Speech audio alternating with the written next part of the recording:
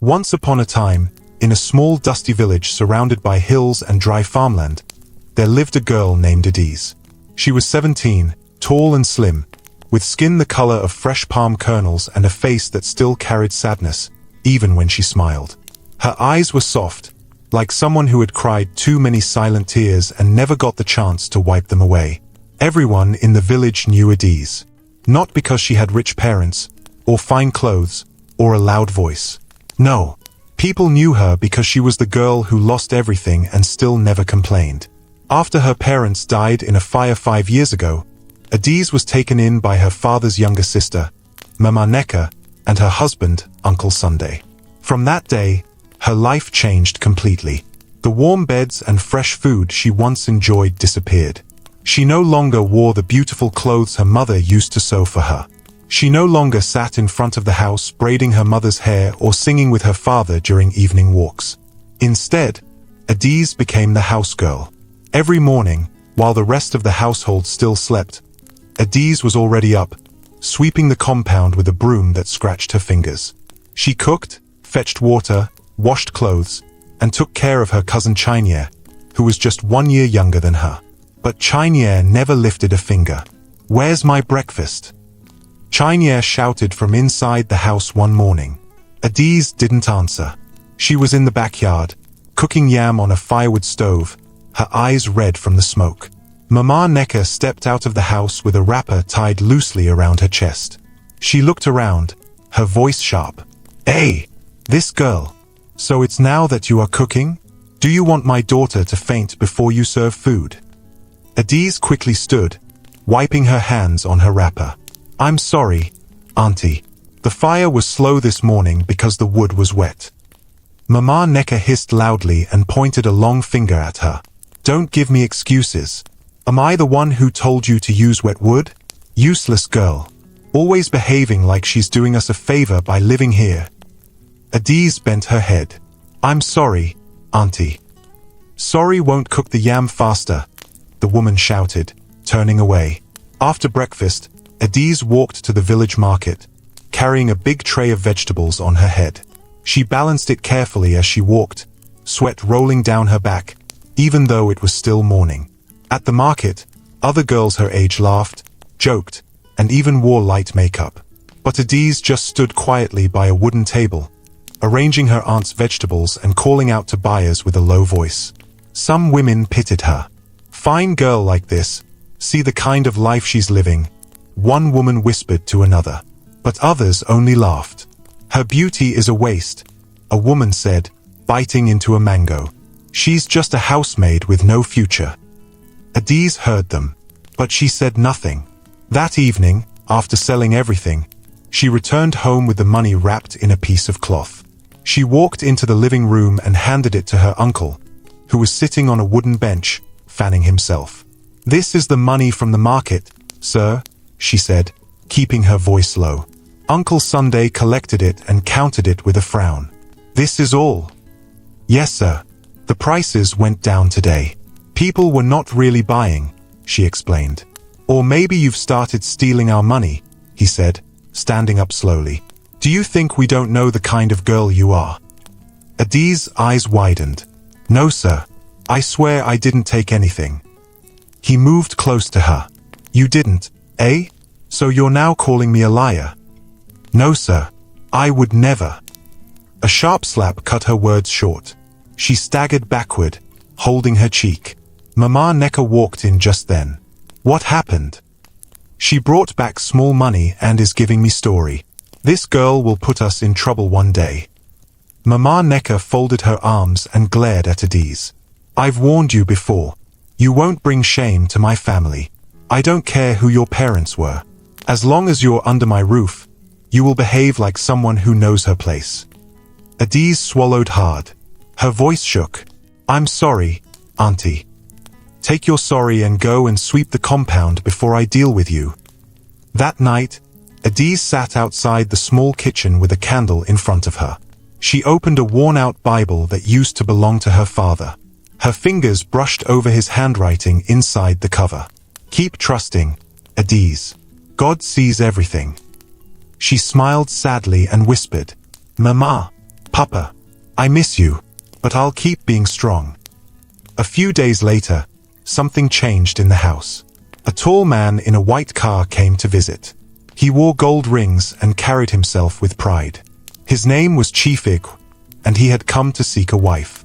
Mama Neka and Uncle Sunday welcomed him like royalty. They served him drinks and even opened a bottle of malt they had been hiding. "Chief, you are welcome," Uncle Sunday said, grinning. "Our daughter Chinya is ripe for marriage." Chief Ig laughed. "I actually came to ask for your niece's hand. The one I saw at the market last week, Adiz, I believe. She carries herself with so much humility." The smiles on their faces disappeared. Mama Neka's eyes darkened. She forced a laugh. "Chief, you must be joking. That girl? She's a troubled one.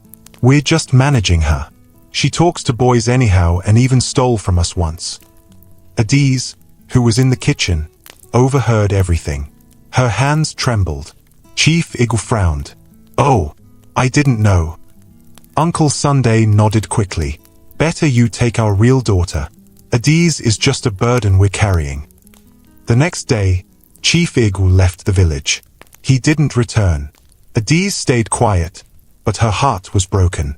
Not because she wanted to marry Chief Ig, but because her own blood had destroyed her name with lies. Later that evening, while the family was eating, Uncle Sunday suddenly banged the table. "This girl is bringing us disgrace," he shouted. "Imagine, a whole chief came for marriage, and because of her, he left." "But you told him she was bad," Chinya said, confused. "Keep quiet." Mama Neka snapped. "That girl is a curse. I don't want to see her in this house again."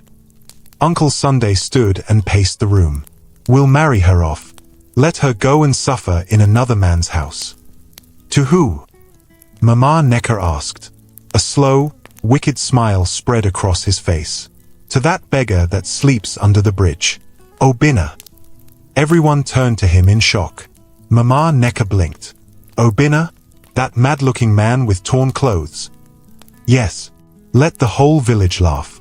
Let them know that this girl is not our daughter. If shame is what she wants to bring, we'll give it to her fully." Adiz stood silently at the doorway. Her heart dropped. They had made their decision. They were going to destroy what was left of her dignity, and there was nothing she could do to stop it.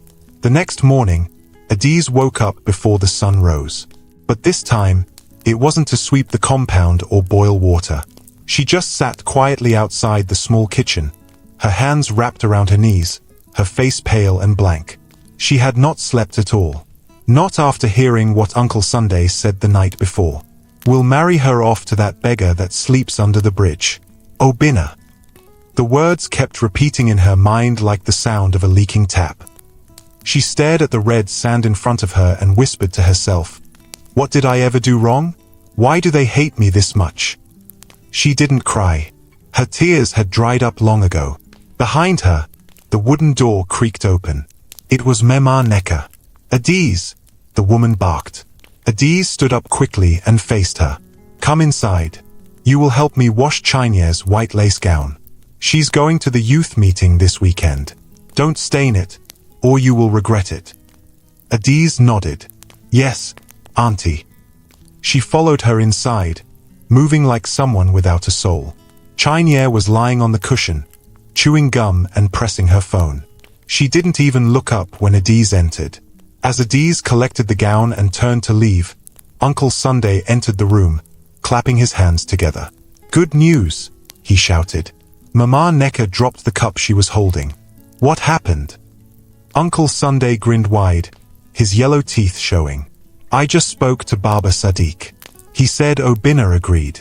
The wedding will be this Saturday." Adiz froze. Chinya sat up quickly. "You're serious?" "Very serious," he said. "We will disgrace her properly. Let the whole village gather and laugh. Let them know she is not one of us." Mama Neka smiled and clapped slowly. "It is finished. The shame will follow her forever." Chinya laughed. "Maybe she'll give birth beside the gutter too." Adiz stood there, still holding the white gown in her hands. No one looked at her. No one asked her how she felt. No one even remembered that she was a human being with a heart. By afternoon, news had already started spreading. The woman who sold pepper near the well was the first to talk. "Have you heard? That Adi's girl is marrying the madman that lives under the bridge." The tailor next to her gasped. "Obina? That one that wears 4 different slippers on 2 feet?" "Yes, now." Within hours, the whole village was talking. Some laughed. Some shook their heads. Some pitied her. But none of them stopped the wedding. Nobody cared. On Friday evening, one day before the wedding, Adiz sat under the orange tree beside the house, washing the last of Chinie's clothes. She hadn't spoken much since the announcement. Not even when the pastor's wife came and asked if she was happy. She just nodded. But her heart was sinking deeper and deeper. Suddenly, someone tapped her shoulder. She turned and saw Ezin, her only friend in the whole village. Ezin sat beside her, breathing heavily like she had been running. "I heard," Ezin said softly. "Is it true?" Adiz nodded without looking at her. "They're really marrying you off to Obina." Adiz kept her head down. "Yes. But you're not even 18. You don't love him. Why aren't you saying something?" "What should I say, Ezin? If I refuse, they will beat me or throw me out. And where will I go? Who will take me?" Ezin held her hand tightly. "Then let's run. Let's hide you. I'll talk to my cousin in the next village." "No," Adiz interrupted gently. "If I run, it will only make it worse. They'll say I'm stubborn and a disgrace. At least now, maybe God is watching. Maybe this shame will be my last one." Ezin's eyes filled with tears. "You don't deserve this." Adiz smiled weakly. "None of us do. But life doesn't always give us what we deserve." They sat together quietly for a while. Then Ezin whispered, "I'll be there tomorrow. I'll stand beside you. Even if the whole village laughs, I won't." Adiz squeezed her hand. "Thank you." The next morning, the compound was already full by 9 a.m. Villagers gathered, whispering and pointing. A makeshift canopy had been set up under the mango tree. Old plastic chairs were arranged in a rough circle. A small wooden table stood in the middle, with a worn-out white cloth covering it.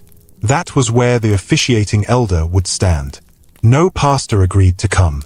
Nobody wanted to be part of the shame. The only one who agreed was Baba Sadiq, the oldest man in the village, who was paid with a bottle of palm wine and half a bag of rice. Inside the house, Mama Neka forced Adiz into a tattered cream blouse and a faded blue wrapper. "This was your mother's own," she said with a wicked grin. "Since you've chosen disgrace, it's only right you wear her old clothes." Chinie stood at the door, laughing as Adiz adjusted the wrapper. "You look like a housemaid going to sweep the market square," Chinie said. Adiz didn't say anything. She just tied the wrapper tighter and stood up. Mama Neka pushed her forward. "Go out. Let the people see the bride of the century." When Adiz stepped outside, the entire compound went quiet for a moment. The crowd stared. Some women covered their mouths. Some laughed. Some just shook their heads. A boy whispered loudly, "She looks like she's going to a burial, not a wedding." Adiz kept her head low. She didn't look at anyone. Then, from the other end of the compound, a small group of children shouted, "He's coming! He's coming!" All heads turned. Obina was walking slowly toward the gathering, barefoot, wearing 3 different colored shirts on top of each other, and what looked like a curtain tied around his waist. His hair was rough. His beard was wild. He carried a small black nylon bag in his left hand and a stick in his right. The village burst into laughter. Women held their sides. Men shouted things like, "This is better than Nollywood. And who needs a cinema when we have this?" But Obina kept walking, eyes steady, face calm. He stopped right in front of Adiz.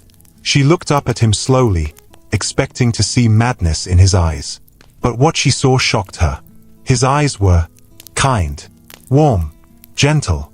He bowed his head slightly and said, "Good morning, Adiz." The way he said her name, soft, respectful, made her blink twice. She nodded. "Good morning." Baba Sadiq raised his hand. Let us begin. The ceremony was short.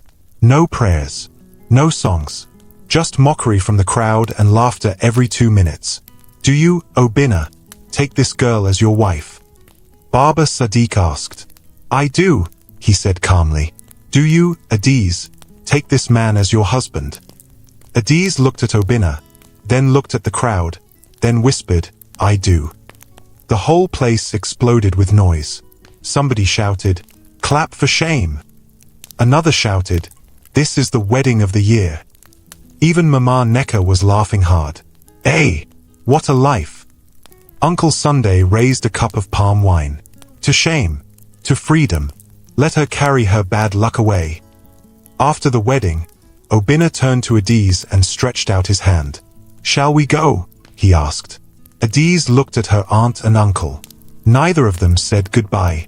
They didn't even look at her. She turned away slowly and followed Obinna. The crowd watched them walk out of the compound. Adiz barefoot, holding nothing, no bag, no gift, not even water. Obinna beside her, quiet and calm. Some laughed again. Some shook their heads. Ezin watched from the back, wiping her eyes. They walked for almost an hour. No one said anything. The road was dry, and the sun was hot. Adiz's wrapper kept coming loose, but she held it firmly. Obinna walked at her pace, not rushing, not dragging. Finally, they reached a small corner beside the river. A broken hut stood there. The roof had holes. The windows were just squares with no wood. The door was a piece of cloth nailed to a frame. Obinna pointed. This is home, for now.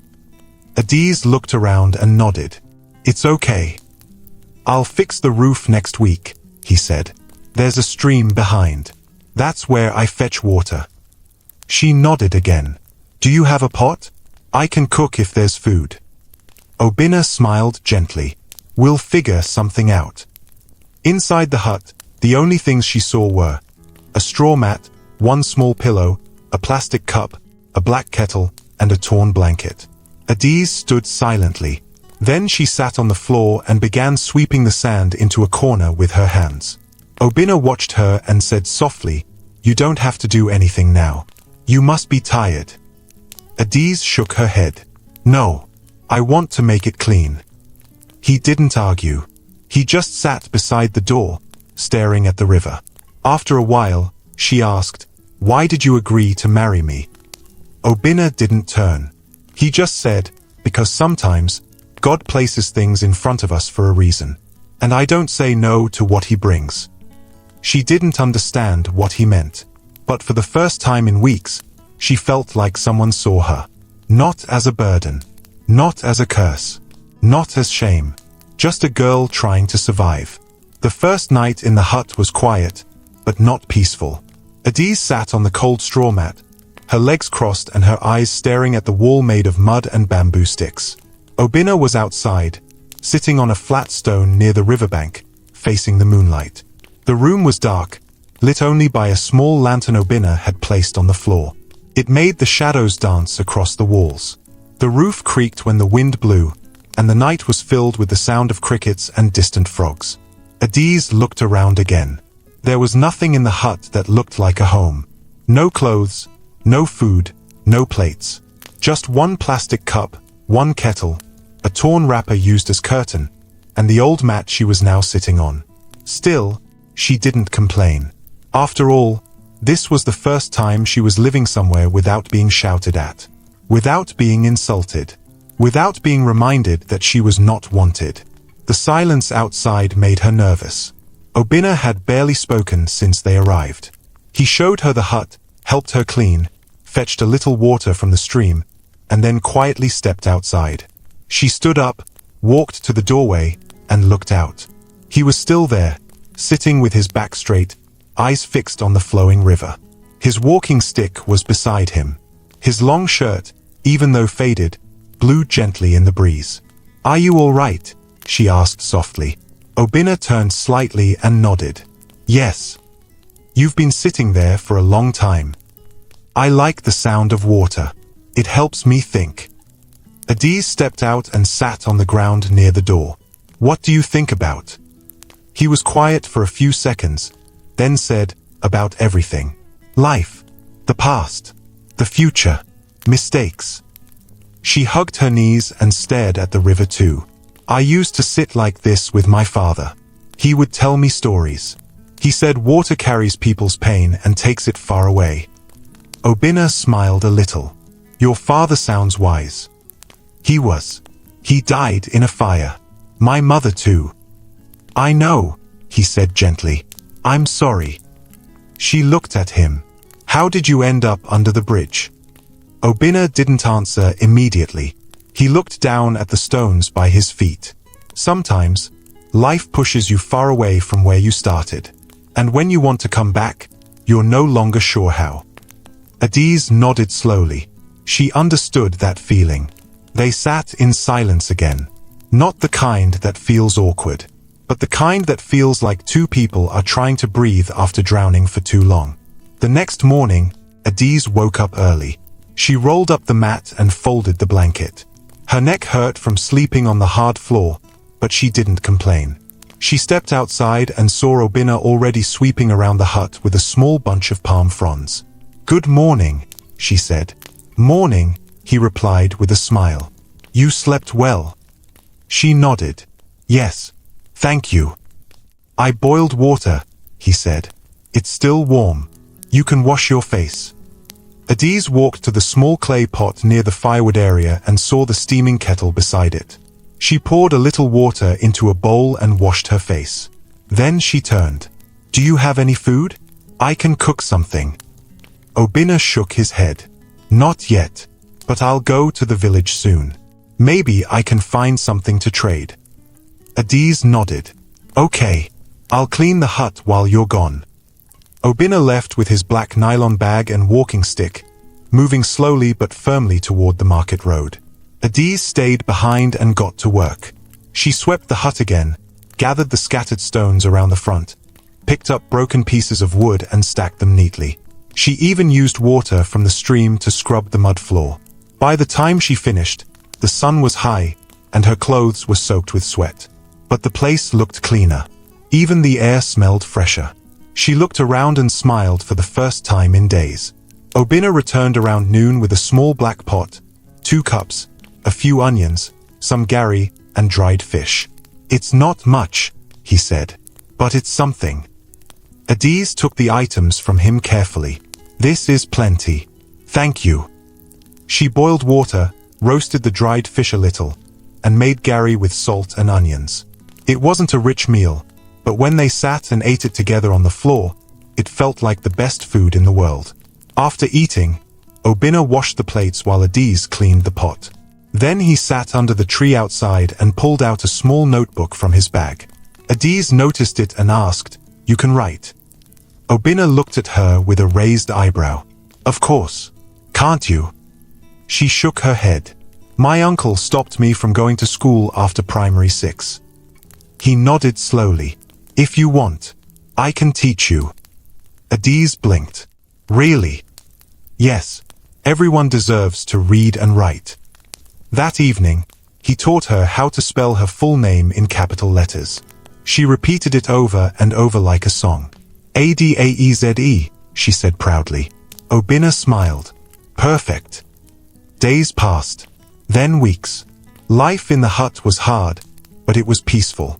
They had no money, but they always found a way to eat. Obinna would trade small items in the market, and Adiz would cook with whatever they had. Sometimes they ate roasted yam, sometimes pepper soup with no meat. At night, they sat outside and talked. Obinna told strange stories, not village tales, but deep things about the world, about how people hide their true selves. Adiz started to notice things. He spoke with big words sometimes, then quickly changed them to smaller ones. His hands, though rough, had soft nails, like someone who once lived well. And sometimes, when he thought she wasn't looking, he stared at the stars like they were his old friends. One day, she asked, Who were you before? He looked surprised. What do you mean? You talk like someone who used to live another life. A better one. You walk like someone who knows more than he says. Obinna didn't smile this time. He looked at her seriously. And you talk like someone who sees through people's masks. They both fell silent. Then he said, maybe one day, I'll tell you. One afternoon, a heavy storm came. The wind tore through the trees, and the sky turned dark quickly.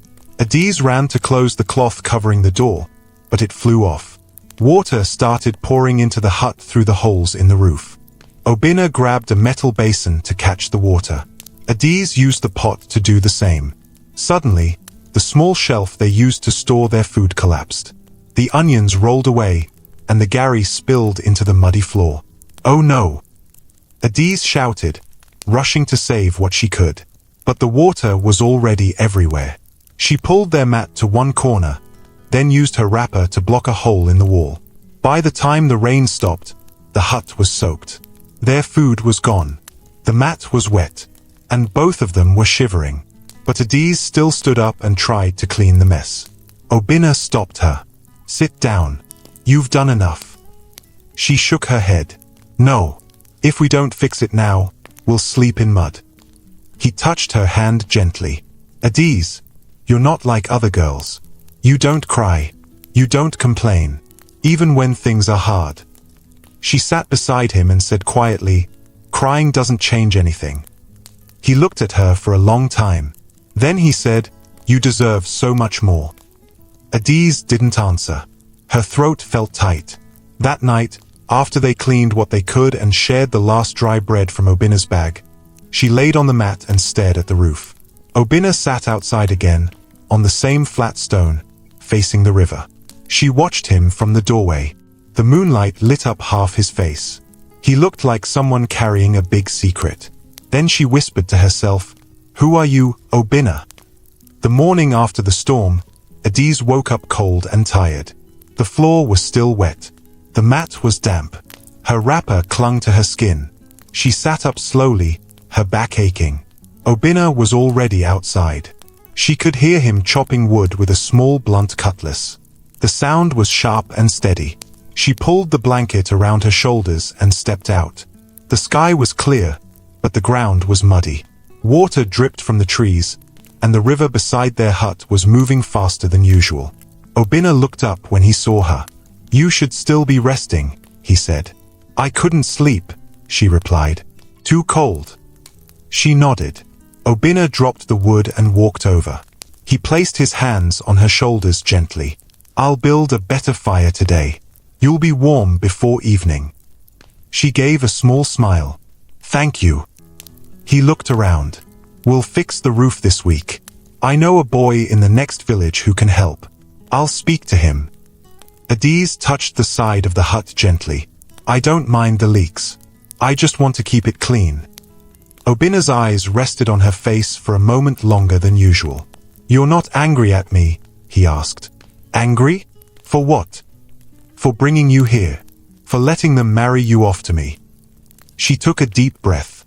You didn't force me. And you've been kind. That's more than I ever got from the people who raised me. Obinna looked away. Then he said softly, You've never asked me to buy you anything. You've never blamed me. You've never shouted. Not even once. Adiz looked down at the mud between her toes. What would shouting change? Obinna didn't answer. He just walked back to the firewood and continued chopping. Later that day, Obinna went to the next village to look for the boy he spoke about. He told Adiz he wouldn't take long. But hours passed. The sun moved from the middle of the sky to the edge.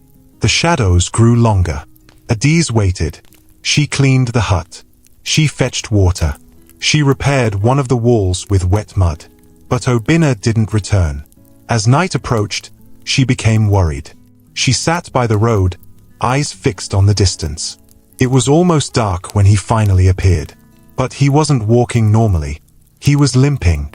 His shirt was torn, and there was a small cut above his eyebrow. He held his side like something hurt badly. Adiz ran to him. What happened? Obinna tried to smile but winced. Just a small fight. With who? Some boys. I passed through a rough path. They wanted to collect my bag. I refused. Adiz placed his arm over her shoulder. Let's go inside. They entered the hut slowly. She helped him sit down, then quickly tore a piece of cloth to clean the blood on his head. You should have waited till morning, she said. I thought I'd be fast, he replied. You're bleeding. It's not deep. She brought water, cleaned the cut carefully, and tied the cloth around his head. Lie down, she said. I'll be fine. Lie down, she repeated, more firmly. He obeyed. She placed the blanket over him and sat beside him. Thank you, he whispered. Adiz looked at him. Why do you always act like nothing is wrong, even when you're hurt? Obinna opened his eyes slowly. Because I've been through worse. Still, you shouldn't pretend you're not human. He smiled weakly. You're the only person who's told me that. Adiz stood, walked to the corner, and picked up the remaining bread from the roof ledge. She gave it to him with water. It's not much, she said. He took it with a nod. It's enough. That night, Adiz stayed awake, sitting beside him, checking if he was breathing properly. When the lamp went off, she didn't move. She just held her knees and whispered a short prayer. The next morning, Obinna's wound had dried a little, but he was still weak. Adiz made him sit under the tree while she did the rest.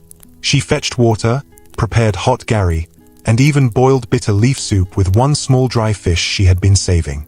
Obinna watched her. Do you ever get tired? He asked. I'm used to it, she replied. He looked at the small fire crackling beside her. Back then, I used to complain about everything. Even when food was hot, I'd complain. If it rained too much, I'd be angry. But now, I sit here and watch you turn a broken hut into a home, and I wonder. Adiz turned. You wonder what? I wonder if I ever knew what it meant to be rich. She didn't reply. She just stirred the soup slowly. After they ate, she cleaned the plates and sat beside him under the tree. The wind was cool. She looked at him carefully. Obinna, can I ask something? Anything. Are you truly a beggar? Obinna blinked. I mean, she continued, you speak like someone who has lived better. You write, you count fast, you even use English sometimes without knowing.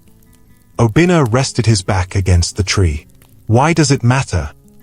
Because I want to know the truth. He looked at her for a while, then said, I'm not a beggar. Not really. She sat still. I left my life behind, he added. I left everything.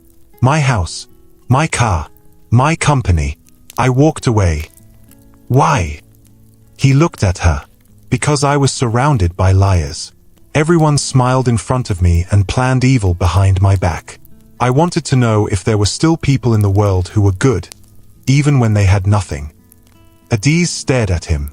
So you came here, dressed like a madman. Obinna nodded. And the whole village believed it. Only you didn't treat me like trash. She was quiet. Obinna leaned forward. Adiz, I've been watching you. From the first day we met. I pretended to be sick one night, just to see what you'd do. You gave me your only food. I dropped money on the floor and left it there. You saw it and didn't take it. You wash. You clean. You cook. You care. And not once have you ever asked for anything. She swallowed hard. He looked into her eyes. You are the proof I was looking for. Adiz didn't know what to say. Her heart was beating too fast. Obinna smiled gently. Don't worry. I won't force you to believe me. One day, you'll see it all. That evening, Obinna walked a little better. He collected wood and repaired the window. Adiz helped patch the leaking roof using palm leaves and mud.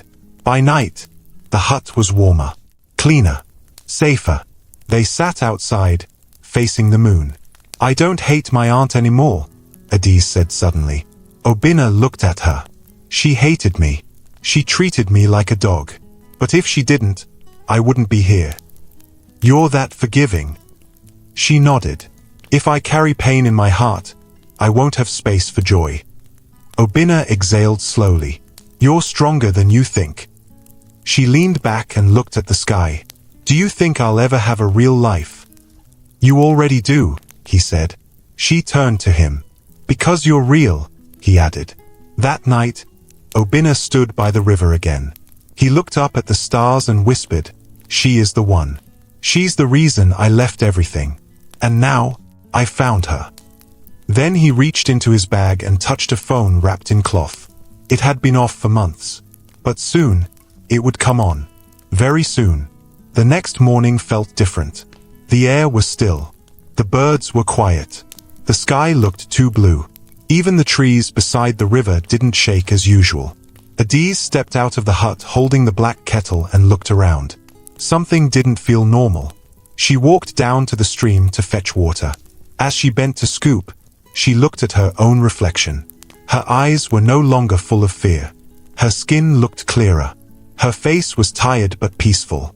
She stood upright and whispered, "God, are you really watching me? Did you hear my prayers all those years?" Then she turned and climbed back up the path to the hut. When she reached, the door was open. Obinna was not inside. She looked around the small compound. He wasn't outside either. She placed the kettle down and called softly, "Obinna." No reply. She walked to the edge of the trees. "Obinna." Still nothing. She sat down beside the tree, worried. He had never left without telling her. He always said where he was going. He always came back before evening. This time, he didn't even take his walking stick. Hours passed. Adiz cleaned the hut. She swept the yard. She cooked watery okra with crayfish. She left a portion for him. But he didn't return. By nightfall, she couldn't sleep. She stepped out of the hut and sat on the stone he always sat on. Her fingers trembled. Her heart raced. Her eyes searched the trees for any sign of him. But he was gone. 2 days passed. Still, no sign. On the third day, she woke up early and started walking toward the village. Her feet were tired. Her throat was dry. But she kept going. When she reached the village square, she saw something strange. People were standing in groups, talking. Old women held their mouths wide open. Children were running back and forth, shouting, "Come and see! Come and see! Rich man don't enter our village." Adiz paused. She turned to one of the women near the fruit stall. "What's going on?" she asked. The woman didn't even look at her. She was too busy staring down the road. Adiz followed her eyes. A black SUV was driving slowly into the village. Behind it, 2 more cars followed. Shiny, big, and covered in dust from the village road. The cars stopped in front of the chief's palace. Uniformed men stepped out quickly, their shoes clean, their faces serious. The door of the first car opened slowly. A man stepped out, tall, neatly dressed, wearing dark glasses. A gold wristwatch flashed on his arm. His shoes shined in the sun. Gasps spread through the crowd. Then came the whispers. "Is that not? It can't be. No, it's the madman, the one that lived under the bridge." Adiz's heart jumped. She took a step forward. The man removed his glasses. It was Obinna, clean-shaven, hair trimmed, skin glowing, beard-shaped, lips calm. He stood straight, his shoulders wide, his chest bold. Someone screamed, "Obinna!" The crowd went wild. People rushed forward. Obinna raised one hand, calmly. The guards stepped in front to block the crowd. Adiz stood frozen. She couldn't move. She couldn't even breathe. Inside the palace compound, the chief stepped out, confused. "What's the meaning of all this?" Obinna walked up to him slowly. "My name is Obinna Nwosu," he said clearly. "Son of the late Chief Chibuza Nwosu, owner of Nwosu Oil and Gas, Nwosu Estates, and Nwosu Foundation." The chief blinked. I remember. Your father came to this village once." Obinna nodded. "Yes, I'm his only child." The chief looked down. "They said you were missing, that you died years ago." Obinna smiled. "I was missing, but I didn't die." The chief held his staff tighter. "Why did you come back now?" "I came to see something," Obinna said, "and I found it." The villagers were still outside the gate, shouting and whispering. Obinna turned to one of his men. Where is she? Still outside the crowd, sir. Bring her. Two guards stepped out quickly. Adiz didn't run. She just stood still, eyes wide, heart pounding. One of them came to her gently. Please follow us, he said. She looked at the ground. Why? Someone is waiting for you. They walked her through the crowd. The villagers parted, staring at her like she was a ghost. Some looked shocked. Some looked jealous. Others looked confused. Inside the compound, Obinna stood alone. She stepped in. Their eyes met. She froze. He walked to her slowly. Hello, Adiz, he said softly. Her lips moved, but no words came out. He stepped closer. I'm sorry I left without saying anything. She shook her head. You lied to me. No, he said. I just didn't tell you yet. You're rich. Yes. You're not a beggar. No. Why? Obinna looked down. Because I wanted to see if real kindness still exists. If someone could love without knowing there's money involved. If someone could give without expecting anything back. Adiz's voice broke. So you tested me. He looked up. No. I trusted you. She turned away. Everyone used me. My aunt, my uncle, even you. Obinna moved closer. Adiz, you saved me. Not from hunger, but from pride. You reminded me what it means to be human. You treated me like a person when the whole world saw a madman. She was crying now. Obinna stepped forward again. I left the money behind to find a wife. Not just any wife. A true woman. A woman who knows pain, but still chooses to love. He knelt down. The whole palace went silent. The chief looked stunned. The guards looked shocked. Even the breeze stopped blowing. Obinna reached into his pocket and brought out a small box. He opened it. Inside was a silver ring.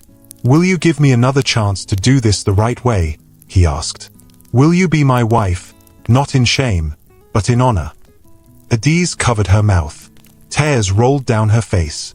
She looked at him, kneeling in front of her, surrounded by riches, power, and silence. Then she whispered, yes. Obinna stood up and pulled her into a hug. The crowd outside the gate cheered without knowing why. The chief shook his head and laughed. This village will not recover from this story. Later that evening, the cars drove through the village again. This time, Adiz was sitting in the back seat, beside Obinna. She wore a new gown. Her hair was brushed. Her feet had slippers with beads. The villagers lined the road. Some clapped. Some bowed. Mama Neka and Uncle Sunday stood in front of their house, their mouths wide open. They didn't even blink. Obinna made the driver stop. He stepped out slowly and opened the door for Adiz. She stepped out. Mama Neka gasped. Uncle Sunday dropped his walking stick. Adiz looked at them. They both fell to their knees. My daughter. Mama Neka cried. Please forgive us. We didn't know. Uncle Sunday shouted. Obinna held Adiz's hand. You don't owe them anything. But Adiz stepped forward. She looked at them calmly. I forgive you, she said. Not because you deserve it, but because I want peace. Mama Neka grabbed her feet. Thank you. Thank you. Adiz turned and walked back to the car. Obinna opened the door for her again. She entered. He followed. The driver drove off. Mama Neka sat on the floor, still crying. Uncle Sunday stared at the road, speechless. At the mansion in the city, Adiz stood in front of the mirror. The room was bigger than her uncle's entire house. She turned slowly. Her eyes sparkled. Her hands shook. Obinna entered. She turned to him. Is this real? He smiled. Very real. You changed my life. He held her hands. No, you changed mine. She looked around the room. Is this my room? He nodded. And the kitchen? Downstairs. The garden? Yours. She covered her mouth. He stepped closer. You were never the girl they said you were. You were always royalty. They just never saw it. She leaned on his chest. I want to help other girls like me, she whispered. Girls with no one. Girls that cry alone. Obinna kissed her forehead. Then we will. The next day, newspapers carried the story. Homeless man marries orphan girl. Turns out to be billionaire. Village wedding turns to fairy tale. The girl who married shame. And found gold. And in one corner of the paper was a small quote from Obinna himself. I went searching for a heart that cannot be bought. I found it in a girl named Adiz. Adiz stood at the large glass window of the mansion, staring out at the garden. The sky was bright. The trees were tall and quiet. The flowers in the yard swayed gently like they knew they were being watched. She had never seen a house so big. Every time she walked into a new room, it felt like she was in a dream she didn't want to wake up from. The first night in the mansion, she couldn't sleep.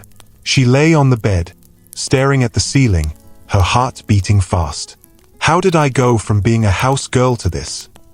Is this really my life now? Everything was still new. The soft bed, the clean floors, the way the guards greeted her good morning, Ma, with serious faces. Even the way Obinna looked at her now was different. It wasn't pity. It wasn't surprise. It was something deeper, something calm, something respectful. That morning, Adiz sat at the long dining table with Obinna. A maid served them tea and bread with scrambled eggs. She had never eaten this type of breakfast before. Obinna watched her quietly, then said, "You're still not used to it, are you?" She smiled, shaking her head. "It feels strange." "Do you like it?" "Yes, but I keep thinking it will all disappear." "It won't." She picked up the teacup and held it with both hands. "Sometimes I still feel like I'm in that old hut," she said softly, "waking up to sweep and boil water. I still wake up too early, expecting to hear my aunt's voice shouting my name." Obinna leaned forward. "You don't ever have to hear her voice again." Adiz nodded slowly. "But I forgive her." Obinna raised his brow. "Already?" "Yes. She hurt me, but if I keep her in my heart, I won't have space for peace." Obinna smiled. "That's why I chose you." 2 days later, a knock came at the front gate.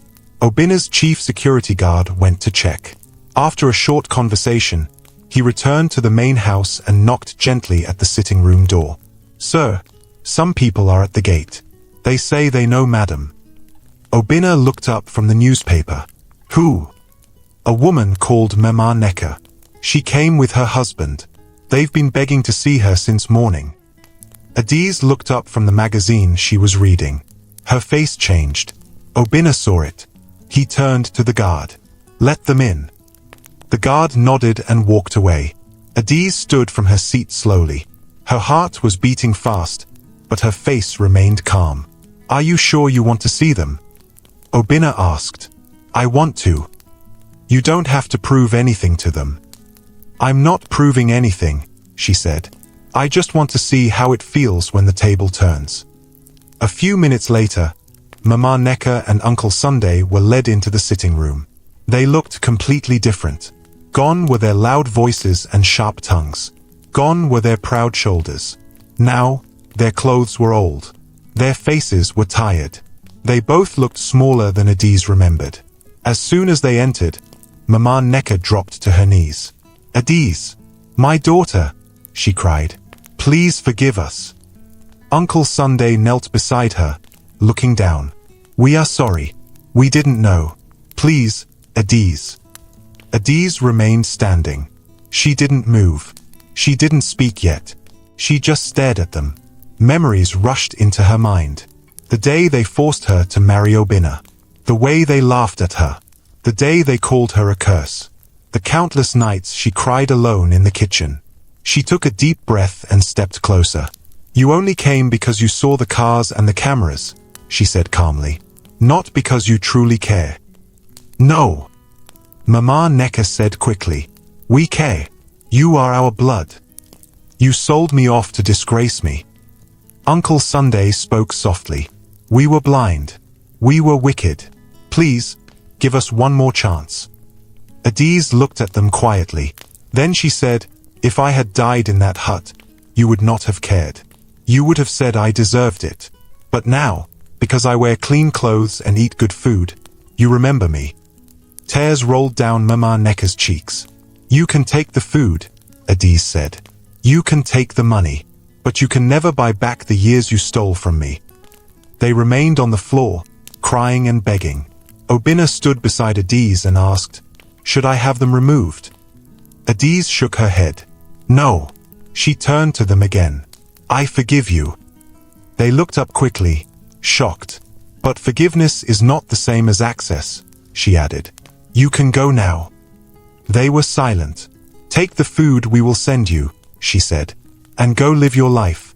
I'll live mine." Obinna gave a small nod to the guard. He signaled another man to escort them out. As they were led out, Mama Necker kept turning back, crying, "Adiz, my daughter." But Adiz didn't respond. She just turned around and sat down. Obinna stood behind her and placed his hands gently on her shoulders. "You did the right thing," he whispered. She wiped her eyes slowly. "I don't want to hate anyone," she said, "but I will never forget." A week later, Obinna took Adiz on a tour of his foundation. They visited a home for abandoned girls. Adiz spoke with them, hugged them, and even joined them in cooking. When they left, she told Obinna, "I want to help more of them." He smiled. "We'll build a new center. It will be named after you." "No," she said. "It should be called the Home of Second Chances." Obinna looked at her for a long time. "You're the girl they tried to bury," he said. "But they didn't know you were a seed." Adiz smiled gently. Later that night, they sat in the garden. The stars were bright. The wind was soft. Adiz leaned her head on Obinna's shoulder. "Do you remember the night we met?" she asked. "Yes. You were wearing your mother's wrapper. You were wearing 3 shirts and mismatched slippers." They both laughed quietly. Obinna held her hand. "From shame to grace. From broken to blessed," Adiz replied. They sat there quietly, listening to the sound of the water fountain nearby. Then Adiz said, "I'm ready." "Ready for what?" "To marry you again. Properly this time." Obinna looked at her and smiled. "Then let's plan the biggest wedding this village has ever seen." The air inside the study room was cool and quiet. Adiz sat on a soft chair with her hands resting on her lap. She watched the wall clock slowly tick. The second hand moved like it was dragging time along with it. Obinna stood at the far end of the room, speaking quietly on the phone. His voice was calm but serious. His eyes kept flicking toward her like he was holding back something. When he ended the call, he turned fully and walked back to her. "They found something," he said. Adiz straightened in her seat. "About what?" Obinna sat beside her. He didn't speak at once. "Obinna," she asked again, "what did they find?" He looked into her eyes and sighed. "Adiz, the fire that killed your parents. The one they said was an accident." Her chest tightened. She nodded slowly. Obinna reached for the envelope on the table beside them and placed it in her hand. "I asked my lawyer to investigate it. I didn't tell you because I wasn't sure if anything would come out of it." Adiz stared at the envelope. Her fingers didn't move. "I think it's time you opened it," Obinna said softly. Her hands finally moved. She opened the brown envelope and pulled out some papers. Her eyes moved over the lines slowly. Then she saw the name. Sunday Okafor. Her uncle. The report said he had taken a loan in her father's name just weeks before the fire. It said the shop had been insured under her parents' names, but the money from the insurance was claimed by her uncle. The paper said the fire was deliberate, planned, set. Tears filled her eyes before she could stop them. She dropped the paper on the table and stood up. "No," she whispered. Obinna stood too. "Adiz. No, no, no. This can't be true. My uncle, he's wicked, yes, but not like this." Obinna didn't interrupt. He let her speak. "He beat me, insulted me, sold me off like trash. But to kill my parents? To burn down the shop? To collect money from their death?" Her knees became weak. She sat back down quickly, covering her mouth with both hands. "I should have known," she whispered. "I should have known it was more than just hate." Obinna sat beside her. "You didn't know because you were a child. It wasn't your fault." Her hands shook. "He didn't just ruin my life. He took everything from me. My parents. My home. My peace." Silence hung in the room. Then she asked, "What do we do now?" Obinna looked at her gently. "That's up to you." She turned to him. "What would you do if it was your family?" Obinna didn't speak for a moment. Then he said, "I would want justice." Adiz nodded slowly. "I want justice too," she said. "But I don't want revenge. I want the truth to come out, and I want him to face the law." That same week, Obinna's legal team gathered every document, every record, every witness report. The police reopened the case. Adiz didn't hide.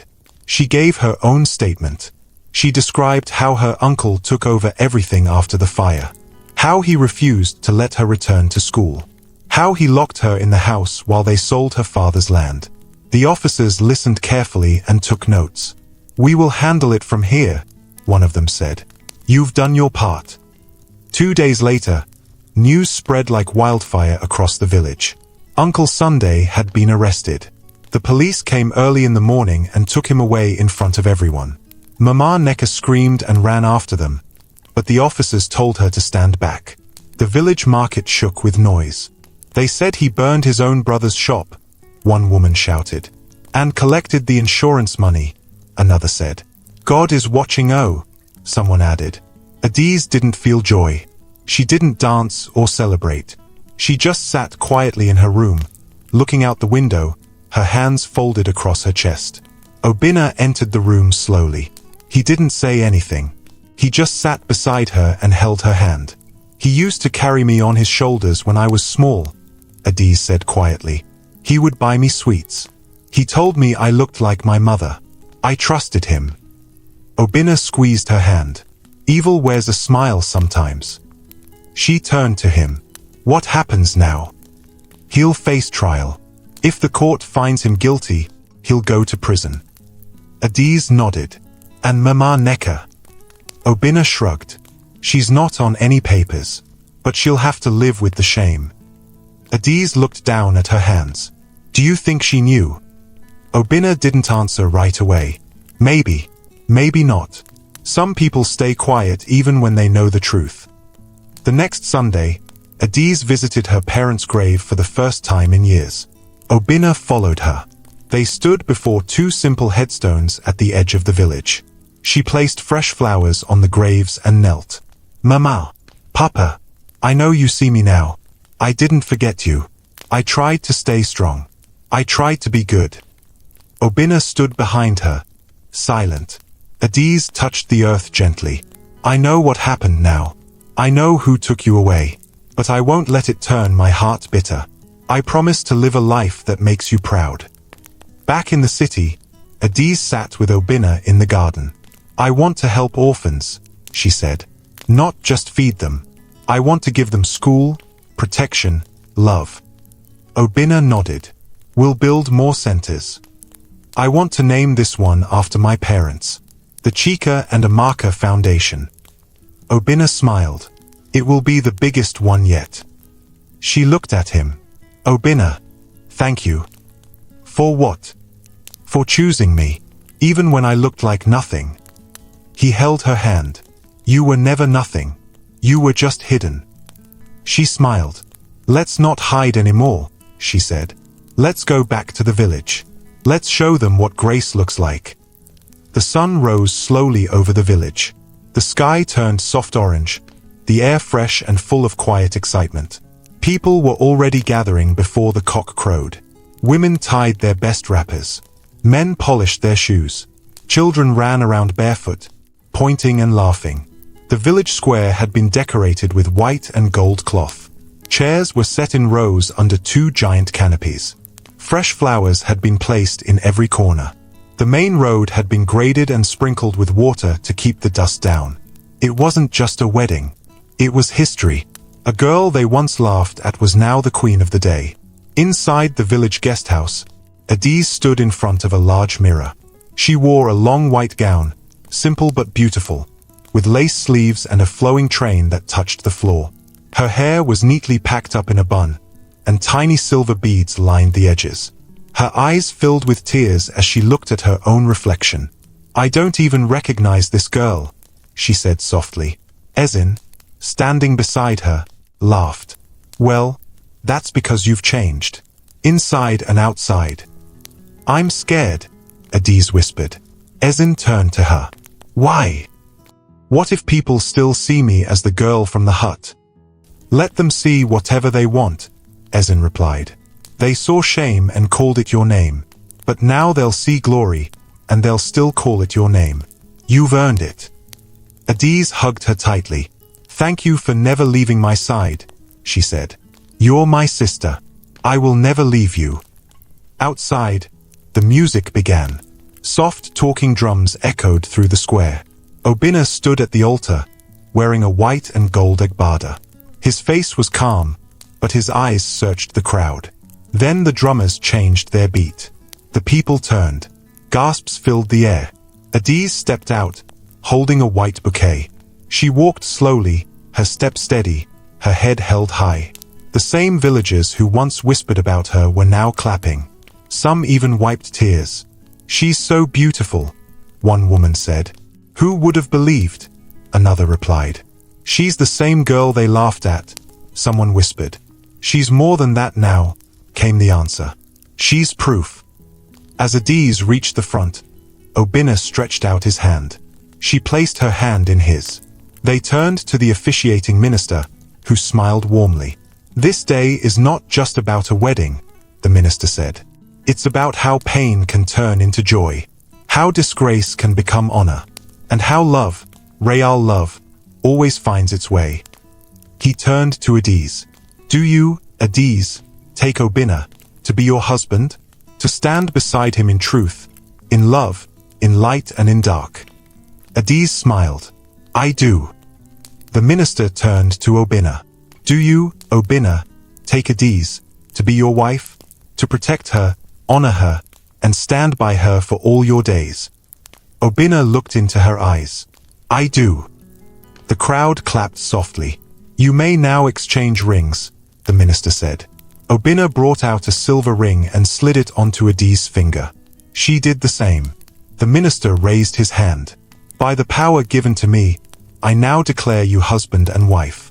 You may now." But before he could finish, Obinna pulled Adiz gently and kissed her forehead. The crowd erupted in joy. Drums rolled louder. Dancers moved in with colorful steps. The entire village square turned into celebration. Later, during the reception, Obinna stood and tapped his glass. The crowd quieted. "I want to say something," he said. All eyes were on him. "Months ago, this village watched a poor girl get married to a beggar. Many of you laughed. Some of you mocked her. Even her own family tried to destroy her." Adiz looked down. Obinna continued. "But this same girl gave her last food to that beggar. She shared her mat with him. She never raised her voice. She never asked for riches. She only gave kindness." He turned to Adiz. She didn't know that the beggar was a billionaire hiding in plain sight. But even if he wasn't, she still would have married him with her whole heart. Gasps filled the air again. "She is my wife now. Not because of her beauty, not because of her past, but because her heart is the rarest thing I've ever seen." The crowd stood and clapped. Adiz's eyes filled with tears. Then she stood. It was her turn to speak. She held the microphone with both hands and said, "Many of you knew me when I had nothing. You saw me carrying firewood. You saw me wearing torn clothes. You saw me selling pepper under the sun." She looked around. "I forgave those who hurt me, not because I forgot, but because I didn't want to carry their pain into my future." People were silent. "I stand here not as the girl from the hut. I stand here as a woman who was broken but didn't stay broken. And if there's anyone out there still suffering, still being treated like they don't matter, I want you to know, your time is coming." The clapping grew louder. Obinna walked up beside her and held her hand. Together, he said, "We'll make sure no girl is ever forced to marry for shame again." As the sun began to set, Adiz sat quietly under a palm tree near the edge of the village square. The music still played, and people still danced, but she wanted a moment alone. Obinna walked up and sat beside her. "Happy?" he asked. She nodded. "It feels like a dream."